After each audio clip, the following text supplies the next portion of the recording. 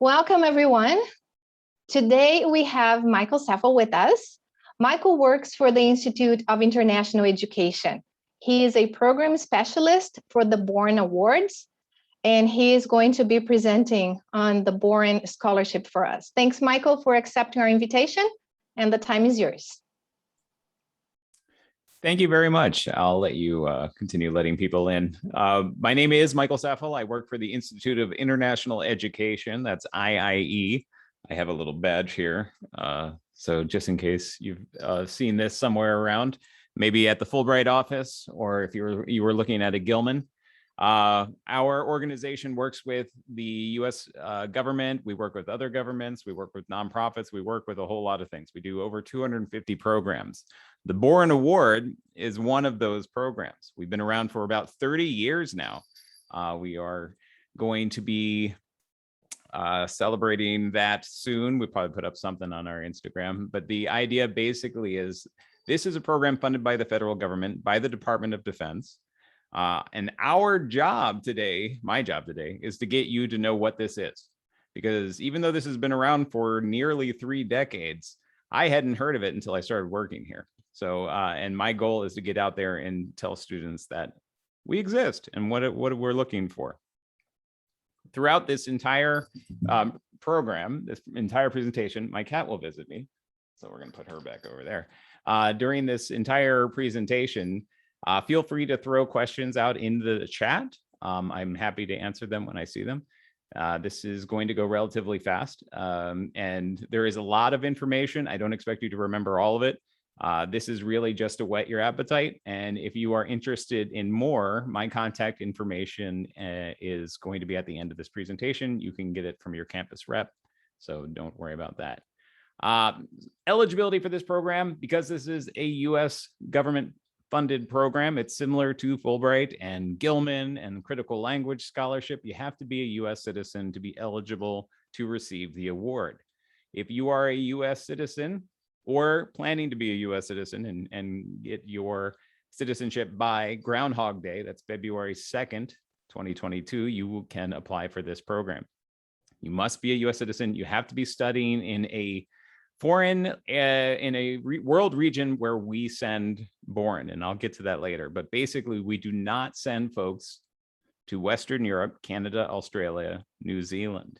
The reason why we tell you this at the very beginning of the presentation, because if you were really wanting to go to Ireland in 2022, this isn't for you. Matriculated, that means you maintain your student status at UCLA while you're on the Boren. That is a very important rule. It's written into the law. So this is something that you need to think about if you are looking to graduate in spring of 2022. If you are accepted into the Boren for a summer or fall 22 or even a winter 2023 program, you will have to maintain your student status. And you can't be a citizen of the country you're applying to. So my sons are both Colombian and they're American. They have their Colombian citizenship and USA citizenship. So they would not be eligible for a Colombia Boren, but they could apply to other countries. So that is just something to think about as well. Now, we are funded by the Department of Defense, and we do have a national security angle to this program. We want students who apply to our award to come up with an explanation of why the country they chose to study is important to US national security. One of the benefits of this program is that we have a very broad and wide-ranging definition of what national security is. We don't write it anywhere on our website. We don't have any clear 3-sentence explanation of what we think national security means, because there are so many ways to answer that question. It doesn't matter what country you're in. We want you, though, to be very specific with your answer.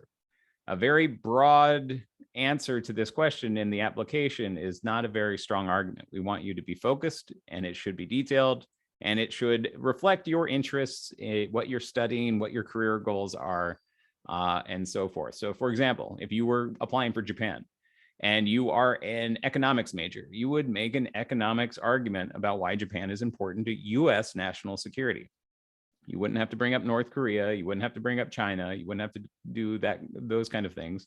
unless that was what you were interested in. So, this slide should be renamed Stay in Your Lane.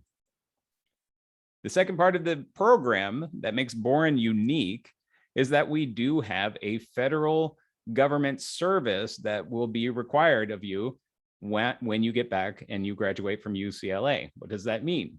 If you apply for a Boren and you are selected for a Boren Scholarship or Fellowship, that scholarship is for undergrads, fellowship is for graduates, and you accept the funding and use that funding to study abroad, you are on the hook to the government for 12 months of service, meaning you have to work for the feds for at least a year. Now, the good news is you'll already know this because in the application, you're going to give us an argument about where you see yourself working for the federal government. And you will also have opportunities from being a Boren alum to get your foot in the door in the federal government. So there are a lot of advantage to this. This should be a benefit for you. Anybody listening right now going, oh, I'm not sure I really want to work for the government. Well, hear us out. There are a lot of opportunities out there. But if you are anti-government, you do not want to work for the federal government at all, or even a contractor for the federal government, and we're talking Peace Corps and all sorts of things. If none of that appeals to you, this is not the program for you, because we really are looking for folks who are interested in that type of public service. And language. This is a language award. This will help your career. This will do a lot of things, but the key, the glue that holds this award together is language and culture. You can learn Arabic at UCLA, I'm sure, but what we want you to do is learn the language overseas. We want you to not just learn a language, but experience the culture firsthand. That's part of what makes this program unique. We are trying to get students to study in less commonly taught areas of the world, to study less commonly taught languages. The idea here is you come up with the language that you're interested in applying for. You explain to us in the application, where are you in that language and where you see yourself getting during the time frame of your Boren. Realistic expectations are important here. So if you've never studied Mandarin Chinese and you apply to go to Taiwan in 2022 for, let's say, 6 months, in your application, you shouldn't have a goal to be fluent if you've never studied it before and you're only going for half a year. You should be looking at maybe saying, I'm going as a beginner, I'm going to take 20 hours of language per week, plus of all these extra things I plan to do, homestays, volunteer work, what have you. And by the time I get back from Boren, I hope to be at intermediate. That sounds good. That sounds realistic. Are you going to hit that goal? Maybe. You might.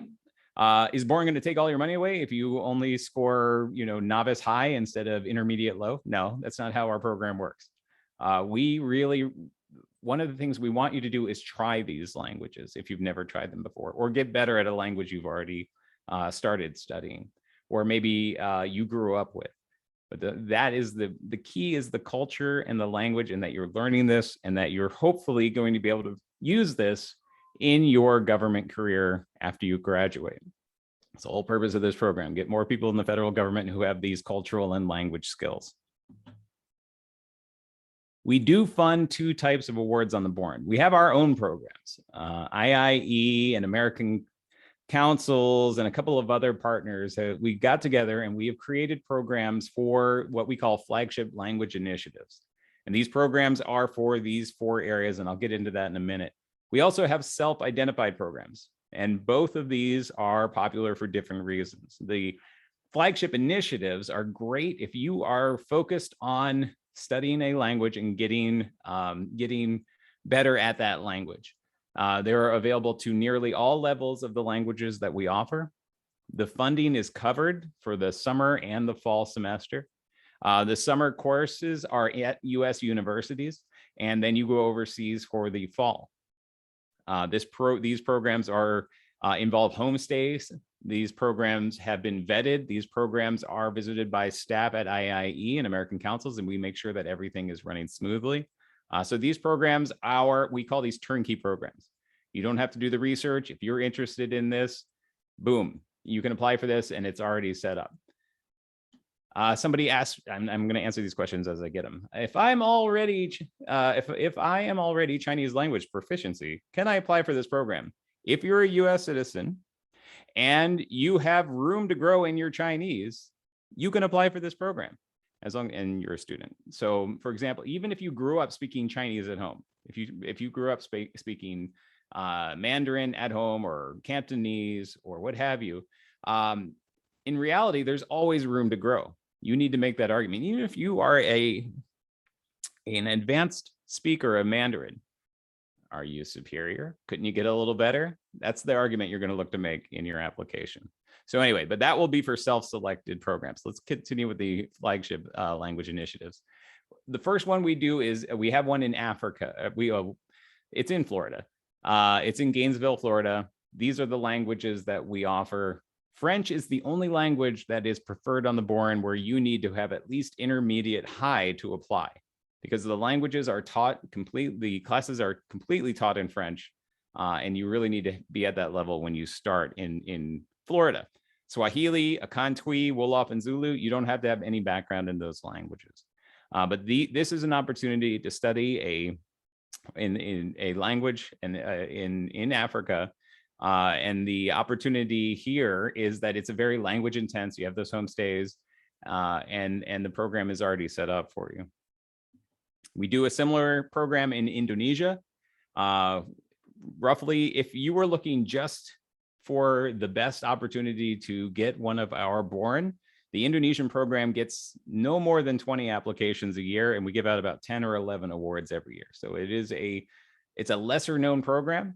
Not everybody is interested. Not a lot of people are interested at all in studying in Indonesia, studying Indonesian, the language, which is an advantage if you are somebody who is interested in this country or is interested in going anywhere. This would be maybe for you. And this program is our SAFLI program in India. It is for Urdu and Hindi, and it is similar. You do 6 weeks at University of Wisconsin, and then you go overseas to India for the fall semester. And finally, we have our Turkish program in Azerbaijan, if all things go well, and we are able to send you there. It will be summer semester, summer 2022, 6 weeks at Wisconsin, and then you're on your way to Baku. All of these languages you can apply through our flagship initiatives, or you can do your self-identified program for those languages or other languages that are not part of the FLEs. For example, Mandarin or Japanese, Korean, Russian, Portuguese. These are our top languages. So if you are Arabic is actually number one. And if you are interested in one of those languages or other languages that we consider preferred, you may have to build your own program. If you can't go through the FLE or you're not interested in our FLEs, you are going to self-identify a program. So you're going to the study abroad office, you're going online and finding a program that is suited for you. What Boren is basically doing at that point is then just giving you funding to cover the program that you tell us about. So in your application, let's say if somebody here is interested in studying Portuguese in Brazil, you would come to us and say, hey, there's this program that UCLA offers. Maybe it's in Sao Paulo, and the program is 6 months long. It costs $18,000. This is why I want to go. This is the national security argument for Brazil. This is where I want to work in the federal government. Please give me that $18,000 so I can go. That's basically what a self-identified program is. Do you have any questions about the FLEs or the self-identified program?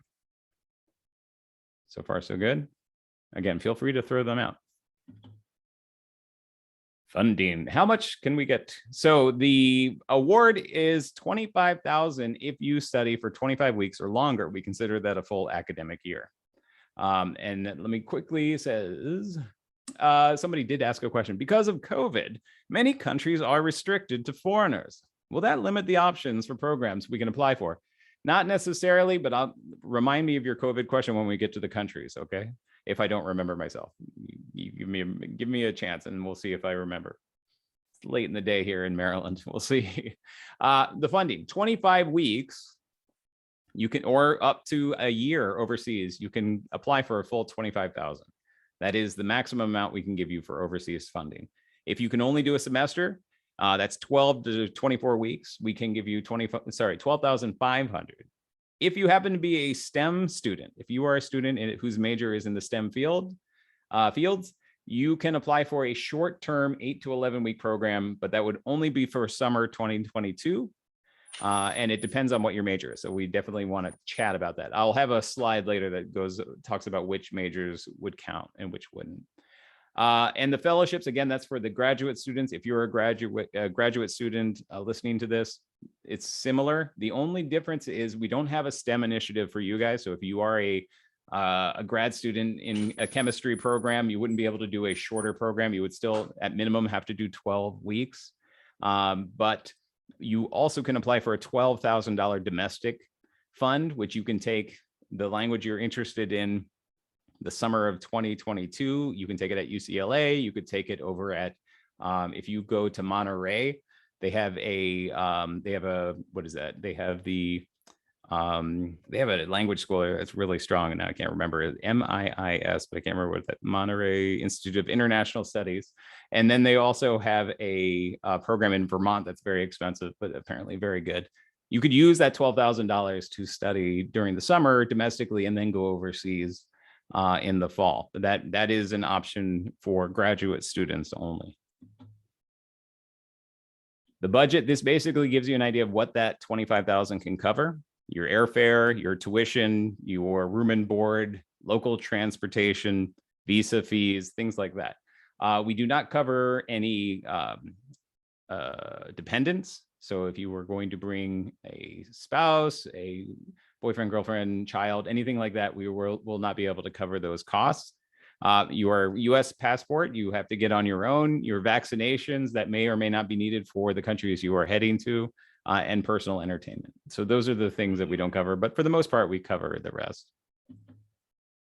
Just to give you an idea, our Boren Fellows, the graduate students and our scholars, for the majority are applying for that 25 to 52 weeks overseas. We have a financial carrot dangling there. You can double your award if you are applying for at least that long. Very few of our graduate students are applying for less than 6 months. There is no difference in the federal requirement. So if you do an 8-week program as a STEM student, as an undergrad, or you do 52 weeks overseas, you still have a 12-month service agreement with the federal government. That doesn't change based on how long your program is. Now, we'll go back to the COVID questions. This map is an idea of what our country preferences are. We will start off by noting that this map is pre-COVID. We created this map in 2019, actually early 2020. I brought this with me to, it's not a very complicated map, to be honest, to be fair. But the idea is the grayed out countries are where we don't go. And the green and blue countries are our preferences. These are countries we would like to see Boren applicants apply for, where we would like to see Boren awardees visit and travel to. You can still apply for the white countries. Those are just countries that we are not preferenced. We do not have a preference for those countries. So for example, Mongolia, sitting there in between Russia and China. We don't have a preference for Mongolia, but if you have a preference for Mongolia, you want to study Mongolian, and you can make an argument about why Mongolia is important to US national security. And if it's sitting between Russia and China, I can't see how you couldn't make that argument. Definitely, you can apply and win for Mongolia. But some of those white countries are not preferred, and they're also very dangerous. So if you're wondering about the country, let me know. The blue countries and the green countries are preferred. So we have a list that the government gave us, and they basically say which countries they would like to see people go to and which ones are preferred. But some of those countries have become unsafe, unstable, and unfriendly to the Boren Awards. So countries that are blue, we have not been able to send Boren to in recent years. This color can change from blue to green depending on the year. For example, Kenya and Ukraine have both become green in the last couple of years, where they had been blue in the past. Where Venezuela and Cuba have become blue, where they were green in the past. So it depends on the year. Right now, this is the most accurate map we have. Now, as I mentioned, this is pre-COVID. COVID changed everything. We had to evacuate everybody in March of 2020. Right now, we have about 9 countries we send Boren to. Most of them are in Asia, but we can send people to the Ukraine right now. Not the Ukraine, Ukraine, and Ghana, I believe we are sending people to. So it depends on the country. At this point, this is something that changes every week. It is not something you have to worry about right now as an applicant. If you are interested in applying to Brazil or India and other countries that may or may not have I think India is a 2 right now on the CDC State Department travel warning list. Regardless, if you are interested in applying to a country that is in our region where we can send you, you can. Now, let's say it's April 15th, 2022. We are sending out the results of the award. You are selected to go to India for summer or fall 2022, but India has had a COVID increase. You won't lose your award right away. What may happen is they say, hey, we're going to have to see if India cools down, or we're going to have to see if Japan cools down, or if we can send people later. And that's what we've been doing the last 2 years. As the country's levels go down, we send Boren off and hope for the, basically we send Boren when we can. That's been what we've been doing for the past 19 months. So there's no way to know which countries are going to be good or bad a year from now. It's hard to know what it's going to be like 2 weeks from now. But we won't let that affect the application. So if you are applying to Brazil, and Brazil is still right today, I wouldn't send you to Brazil, but I may send my 2021 Brazil fellows in a month. I may send them in January or February. That's more than a month. But your application, if Brazil is still off limits when the committee reads your application, we are telling the committee, and we've told them the last 2 years, do not worry about COVID. This is a COVID-free zone when it comes to the application. Are they making their argument? Are they making their national security, where they want to work in public service? Are they doing everything we ask them to? Then okay, Brazil, at least as an applicant. We will then on the administrative side decide we'll figure out which countries we can send Boren to in 2022, looking at safety and everything else, but it will not affect your application. I think I answered that. If I didn't, let me know. Is there anybody have a question or a country, or they have a country somewhere in the kind of on the border and they're not sure if that's a preferred or not because my map is so bad?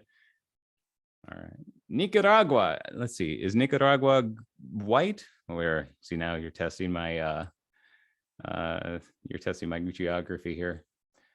Let's see. So that is Honduras is blue. So Nicaragua seems to be okay. So Nicaragua, Israel is always Israel, not COVID or not. Israel, usually we can send folks to Israel, but every now and then Israel becomes too dangerous and we are not sending people to Israel. So it really does depend.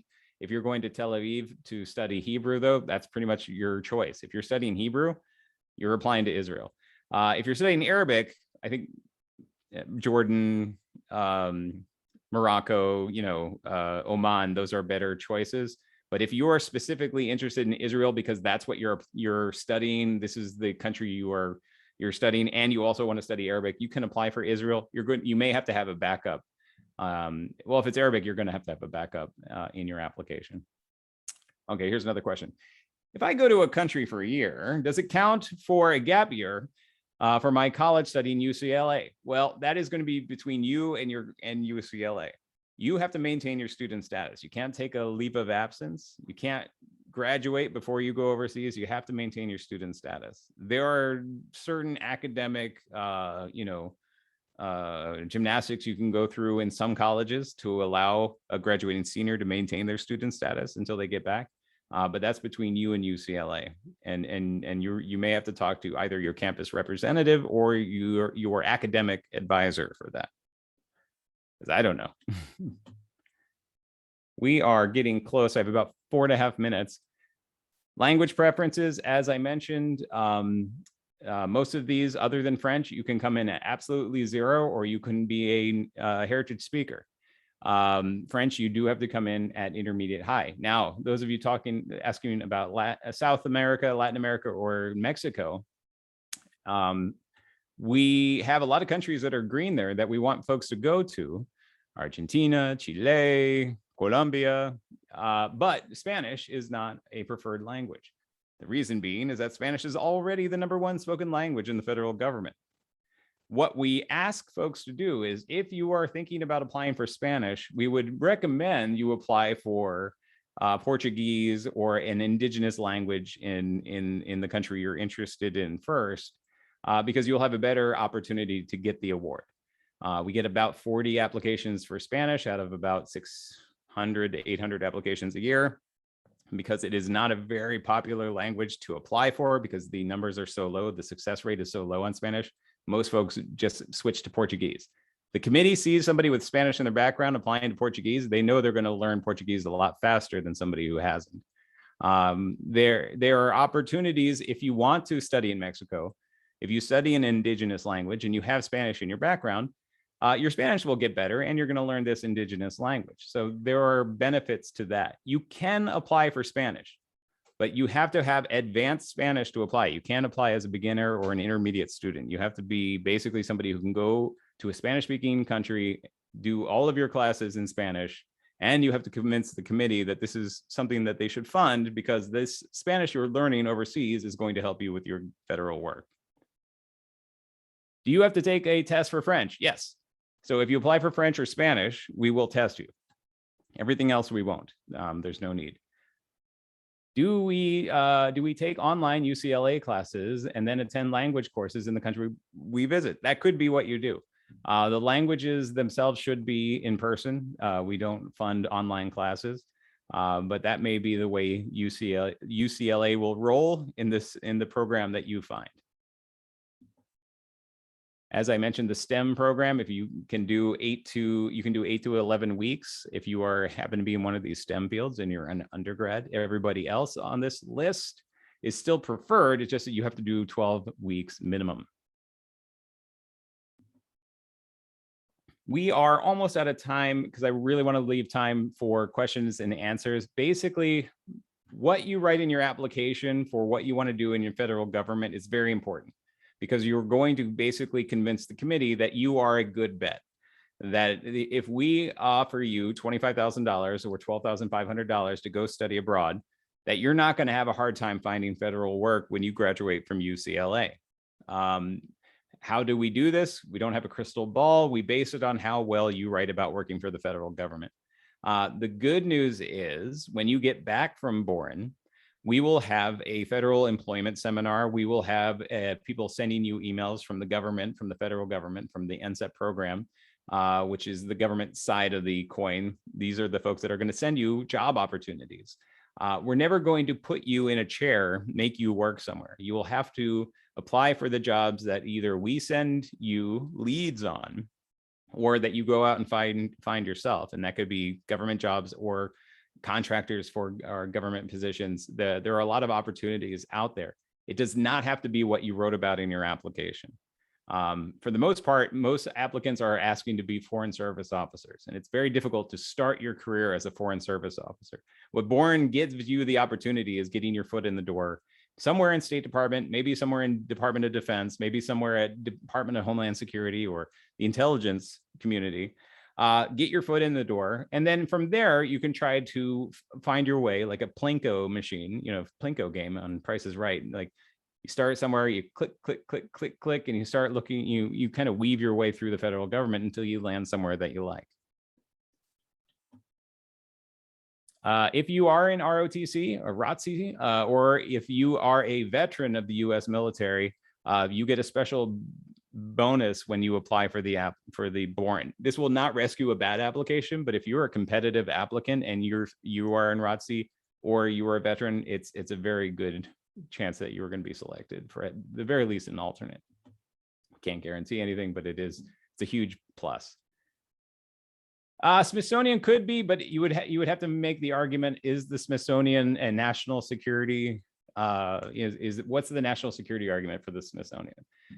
So that would be the only part I could see. When you write about your work in the federal government, these are the preferred agencies. So if you have never thought about working for the feds, this is where you start. You can look at, and you see that QR code on the top. You can point your phone to that. That will take you to part of our website that links to a lot of the career pages of these, some of the sub-agencies here. But Boren have done their service through many different parts of the federal government, as long as they made that national security argument that the job they're doing has something to do with national security. Again, that very broad definition of what we consider national security. So you see Peace Corps is there, NASA, Commerce, Treasury. There are a lot of places you can work. It doesn't count for state government. This is a federal government positions. I'm not going to get into the application because we have a full webinars on our website, and they're about the application, about writing competitive essays and all that. And I really want to give you guys some Q&A time. But basically, there's going to be 2 major essays. When I say major, they're only 800 to 1,000 words each, so roughly 2 pages. Our application deadline is Groundhog Day for the undergrads, February 2nd, 2022. If you're a graduate student applying, January 26, 2022, a little earlier. The earliest your overseas program can start is June 4th, 2022. That will fund. And your program can start anywhere between June 4th, 2022 and March 1st, 2023. So you don't have to start in the summer if you don't wish. If it's a self-designed program, the FLEs, the flagship language initiatives, they do have a set schedule, so you won't be able to move those. But if you're applying on your own to go study in Israel or in Brazil or in Japan, it can depend on your schedule. If you want to start in fall 2022, that's fine.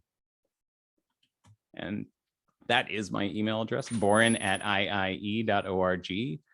The phone number is kind of weird since we started working from home. I would stick to email. It's easier if you need to talk to us. And I am happy to take your questions. And you can unmute. You can start yelling them at me.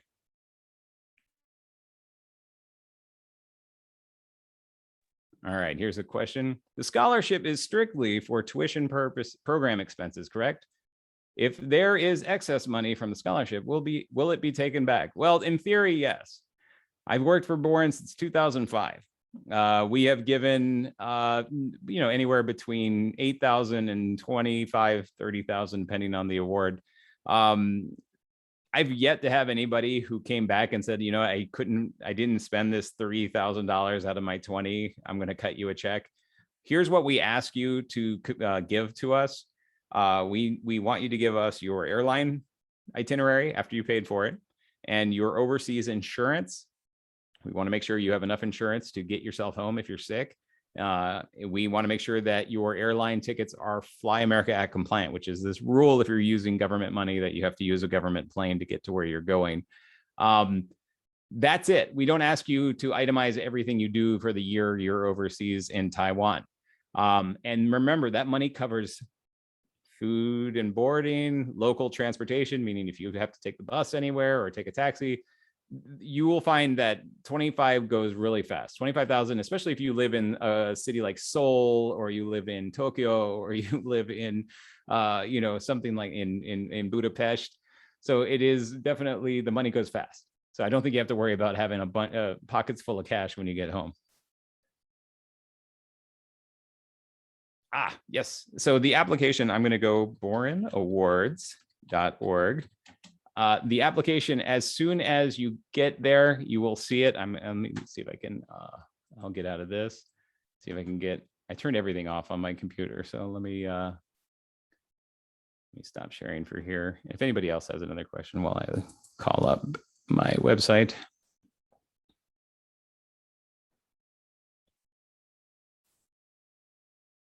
Let's see, another question is, the 12-month federal government job requirement applied directly after graduation.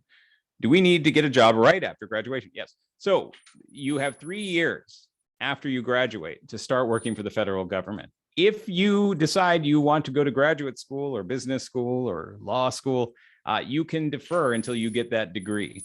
If you want a Fulbright, you can defer until your Fulbright is over. And that 3-year clock won't start ticking until you get that degree. So yeah, so you don't have to do immediately. You're going to start getting the emails immediately.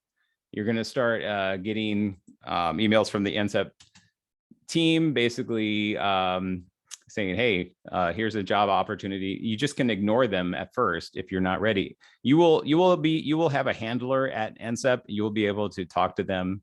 They're going to be able to give you information. You can tell them if you started a graduate program. All right, I'm going to share screen.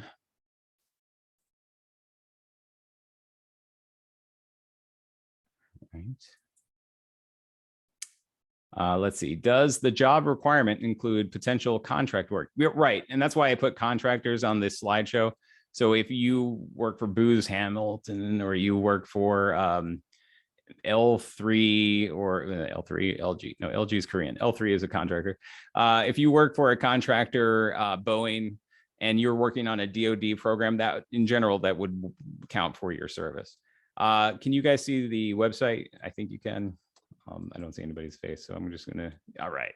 So this is where you see the apply now in green. That is the, where you would start an application. All the information, the webinars are right here.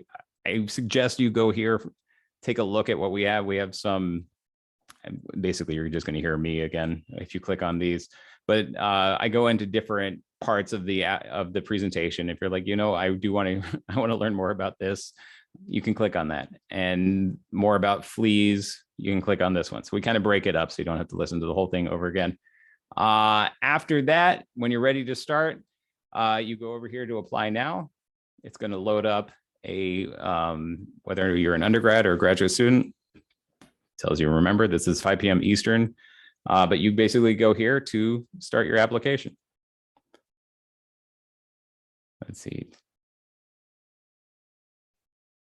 Oh, essay requirements. So let me see, essay requirements. Somebody wanted to know. I'm just going to go on the website. So you can come here for the essay requirements under essays, and you can kind of see what we're looking for. And we go into a lot of detail of what we're looking for. We try not to hide what we're looking for in the application. We don't want anybody going in blind. So we want to make sure that you know what to answer, what we're looking for, what the committee is looking for. But that's what the webinars are for as well. We're going to have more webinars put up soon. We're going to have one about basically about the service requirement. We're going to have a webinar closer to the deadline about last minute touch-ups to your application, things to remember.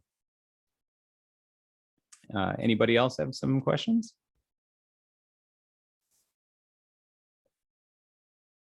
Definitely. So someone said, ask someone to read your essay or draft. Now, we can't do that for you at IIE, but definitely your campus rep, your academic advisor, the folks that are going to write your letters of recommendation are also good folks to look at your essays.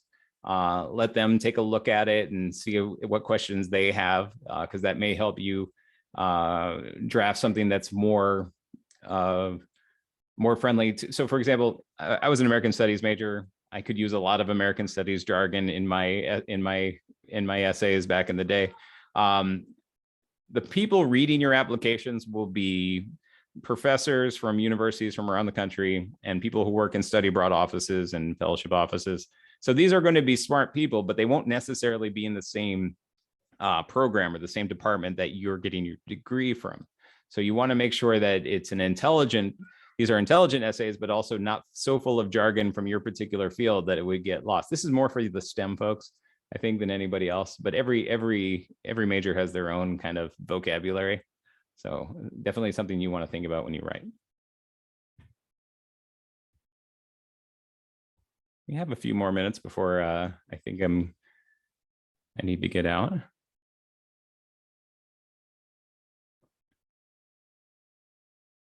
Are the Dodgers going to win? The questions no, they say no. When in doubt, throw sports ball. Just an FYI, Michael, for UCLA students, if you want to have your essay reviewed, the deadline is earlier. I believe it's January 16. So you can go to the IEO website. I don't think it's on your website yet. I can do it though. Okay. But on our website, on ieo.ucla.edu, we have a banner on the scholarship page, and it says what's the internal deadline for UCLA.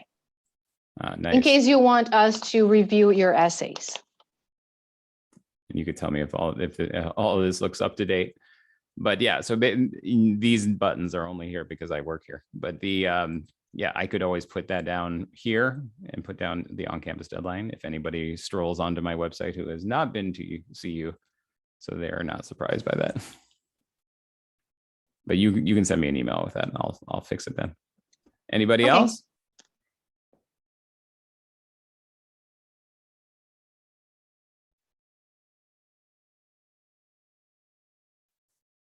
All right. I think I've answered everybody's questions.